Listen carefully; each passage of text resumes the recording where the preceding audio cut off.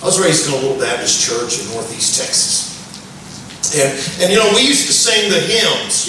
We would sing the hymns. We would sing nothing but the hymns. I mean, we had a hymn book, and any songs that were outside of that hymn book, we didn't sing them.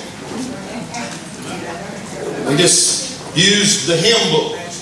Because He lives. Remember that one? I can face tomorrow. Well, we used to sing those kind of songs, and that's all we would sing. And I love those kind of songs. But there was a lady who joined our church, and I'll never forget this. I was just a little kid. I was small. I was probably about 10, 11 years old. I remember she sat in a pew that was kind of adjacent to where we sat. And her name was Sister Strange. I mean, seriously, that was her name. No, I promise you. That was her name. This little Baptist church, Sister Strange, she hadn't been a member very long, and I'll never forget, she made an impression on me, because when we would sing these songs, she would raise her hands. She would raise her hands, and she'd smile. And we didn't do that in our church. We didn't do that. I mean, I'd never seen anyone do that. We just stood still and sang. Had the hymn in our hands and sang. And so everybody thought that Sister Strange was kind of strange. And I'll never forget one day Sister Strange is worshiping, got her hands up, and she's smiling and singing. And then Sister Strange starts running all around the auditorium. Running around the aisles, running down the aisles of the auditorium. We're singing, the hymn. And here's Sister Strange with her hands up in the air, smiling, singing, praising God real loud. As we're singing, something like, let us run with endurance. Nobody was running with endurance except for her. People started talking about her behind her back.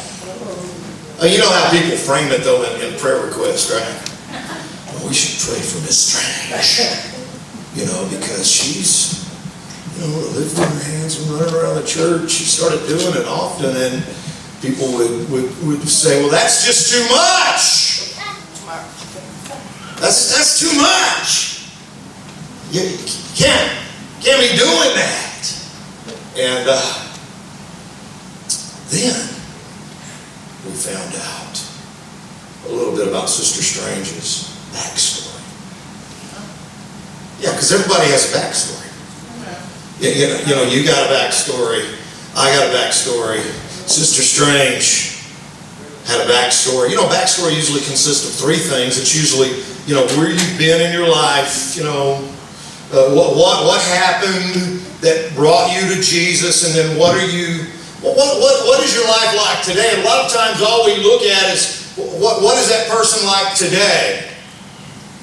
And we have a tendency not to understand the backstory of that person's life. And so we found out that Sister Strange had been on her deathbed. She was dying. Cancer was killing her. I heard my parents talking about it. And she had been told she wouldn't live. Get your affairs in order kind of stuff. She'd gone through all of the sickening treatment that comes along with it. Fighting cancer. And somehow, miraculously, you still believe in miracles? Miraculously, she was healed. Amen. She overcame. And the lesson that I learned from Sister Strange is that we didn't know all of that about her. And the lesson I learned, and as a little kid I really couldn't articulate it at the time, but I learned later how to articulate it. Let me tell you what I learned from Sister Strange. That is, the extent of our worship is measured by the extent of our warfare. You hear me? The extent of our worship is measured by the extent of the warfare that God has brought us through. See, Sister Strange knew that Jesus was worthy of everything she had. That he was deserving of every bit of the demonstration of joy that she gave in that church. John chapter 12, you remember the scene where Jesus is sitting with Lazarus and Mary and Martha, and they're about to eat supper.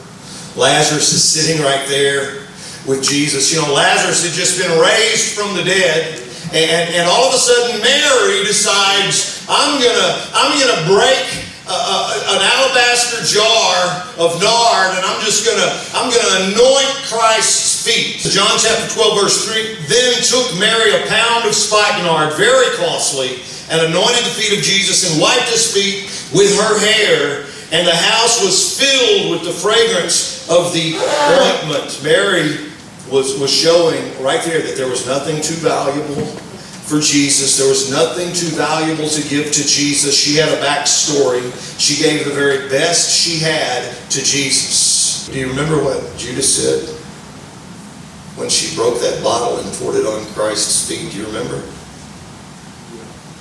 He said, "That's too much. It's too much. It costs too much." It wasn't too much for Mary. She gave everything because she knew that Jesus was worthy and deserving of everything she had. Listen, has Jesus brought you through something? Is Jesus taking you through something? Is there something you want Him to take you through? Is He worthy? Is He deserving? It's not too much to give Him everything, to give Him your all.